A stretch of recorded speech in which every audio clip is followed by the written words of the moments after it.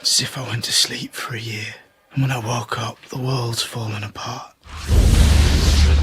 There is tremendous clamor for revenge, especially in the wake of the Red Wedding. Catelyn Stark's death, Richard Madden and Una Chaplin. That moment, I knew it was coming, and it ripped me up inside. I cried. I actually shed a tear I shed a tear.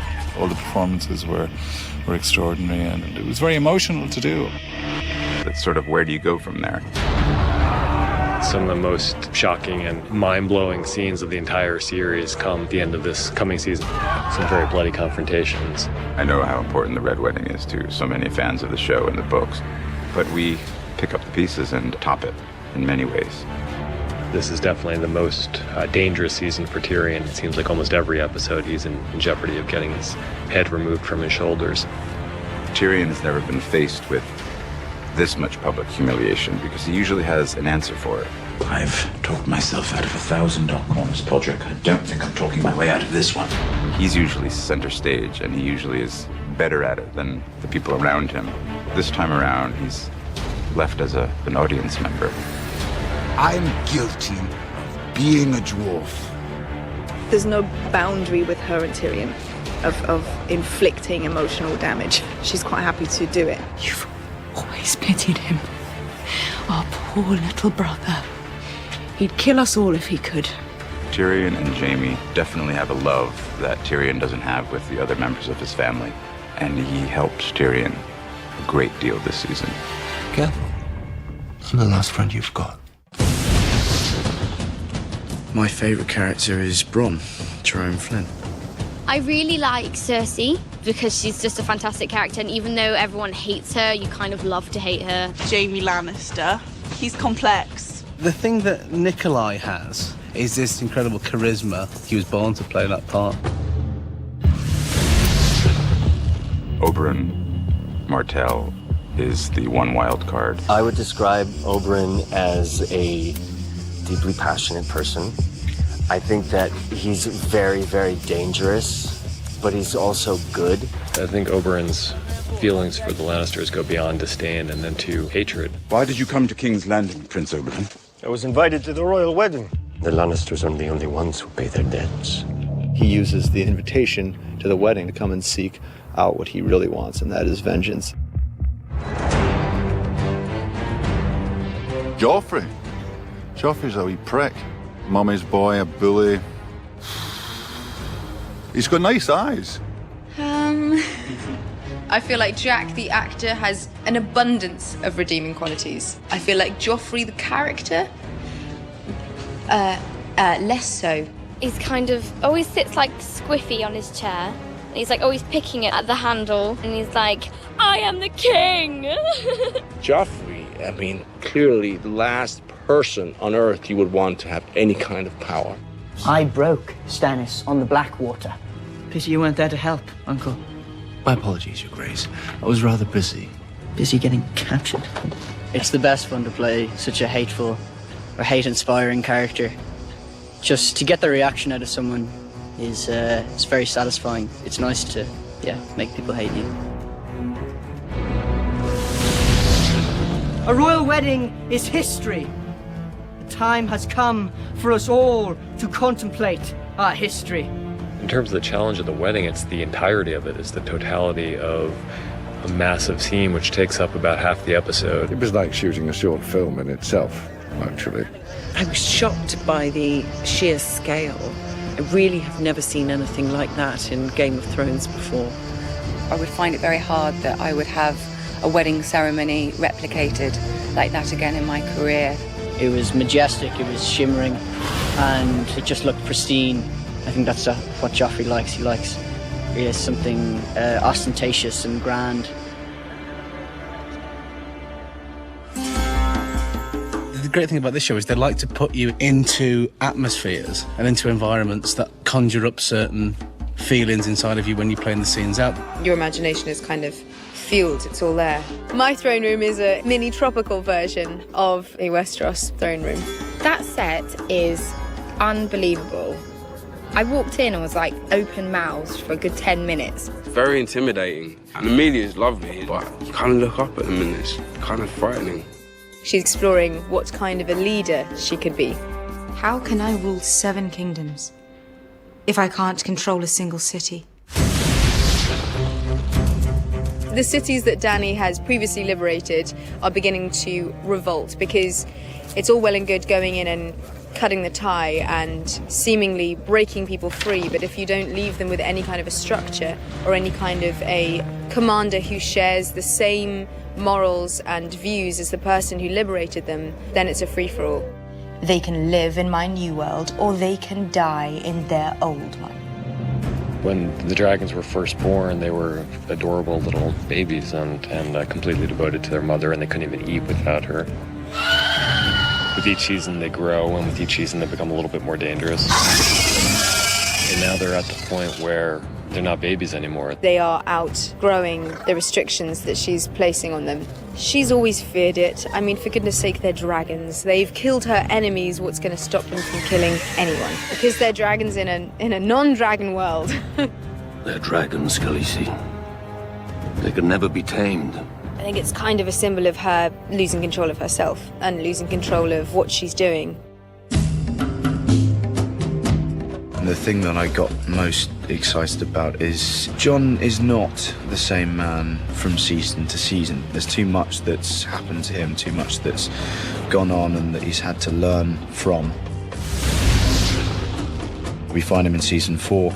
He's in a very bad place as far as how he feels he treated Ygritte and his honour because of that. Not only breaking his vows to the Night's Watch, but breaking his vows to her. He's in a lose-lose position, really. But he has to make good. You've done nothing wrong. I've done plenty wrong. He's reunited with Sam, which is a good thing, but their relationship's changed. Sam and Jon's relationship this year is as even and equal as it's ever been. There's more confrontation between them this season. You're a wildling girl. She's one of the raiders. She's not my girl. Ah, but she was, wasn't she? It's a very different relationship we find themselves in, but still a loving one, still a caring one. And I think without Sam, Jon would crumble. Oh, that's an easy one. Involves prosthetics. No, that's a big man. Go back and find your clothes, Hodor. One of the most terrifying things I've ever had to do was the opening shot of season 3. They wanted to get this feeling of something being behind Sam and something in pursuit of Sam. So they decided the only way to achieve that effect was to chase me on a quad bike through the snow. And they had a guy running alongside saying, the only reason I'm here is if you fall over, I'll get the quad bike to stop. I went, thanks very much. I don't know what they're paying you, but it's not enough. Sometimes greeting CGI wolves is a strange experience. It's this big green sausage dummy shoved in your face and you have to treat it as if it's your lifelong pet and love it to bits. It's very odd. The most weird thing I've had to do this season is to bite off a man's ear and spit it in his face. First time I walked into the Castle Black set, I thought, oh my God, because until you step into it physically, when it comes out of your head and into the real world, it sends chills down your spine, really. Chopping off Theon Greyjoy's companion was probably quite OMG when I read that. I was like, whoa, really? Every day on this show is an OMG moment, really, because there's always surprises in it. You're always in a really cool location, or you've got a great prop, or, the set is incredible. The thing that's amazing about the places we shoot is you just don't know what to expect. So you turn up and you're like, wow, this is so much grander than I could have expected or could have ever imagined. The biggest OMG moment is when you think you're nearly finished and then you've got 5 hours to go. Well, Nikolai and I tried to do a dance number walking down the steps of the court. We thought it was fun. And the extras were all laughing and dancing. But the crew was really tired and I don't think they responded. And then we just heard from the 80s, like, still rolling, reset. Whenever Maisie's around, there's usually a lot of sleepovers, and we do a lot of knock and runs on people's hotel doors. You'd see Dame Diana Rigg playing backgammon with Daniel Portman, and See Lena giving a massage to someone, and everyone's just chatting and joking around, and that's a really nice moment. Everyone else gets the badass quotes. I think the best quotes are Bron's quotes. Any line he has is witty and intelligent and hilarious. You don't fight with honor. He says, no. He did. Okay, well, there was that scene where he said, Hodor. Hodor? Hodor. Hodor. That was definitely a badass one.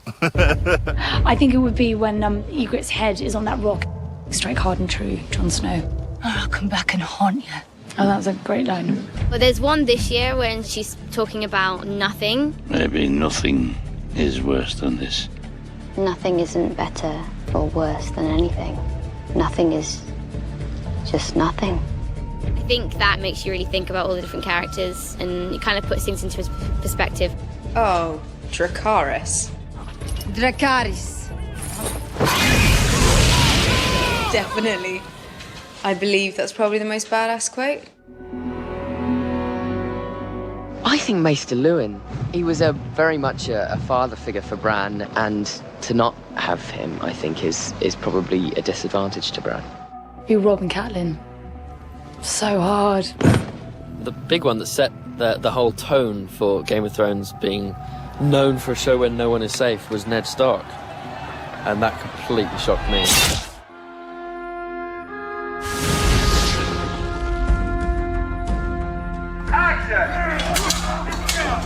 I think as in previous seasons, there's a build. I think what makes this season different is that things really get going much more quickly. It's more thrilling throughout than season 3 was. There's definitely objectively more action, and there are a whole lot of things on the production front that we've never done before. Everyone's kind of now loading the guns, loading their arrows, sharpening their knives, and it's just ripe. It's not building towards one specific climactic event. There are more climactic events in season 4 than there have ever been before. Every season up until now has been, episode 9 has been the big episode. Season 4 is just very steady. The stakes are higher throughout the season than they have been before. This season, the story just gets more intense. Some really juicy mental storylines. And it's just really exciting. The button's pressed and the accelerator is firmly to the floor here. There's a lot of action. The good guys are coming back this year, and that's nice to see. Yeah, we're making a stand. We hope people, when they come out of the season, will feel that the impact of the season as a whole would be even greater than the impact of the previous season. There are so many quality shows on television that I love and admire, but I don't think there's one with the scale of Game of Thrones in terms of the size of the cast, in terms of number of countries we shoot in, and who else has dragons, really?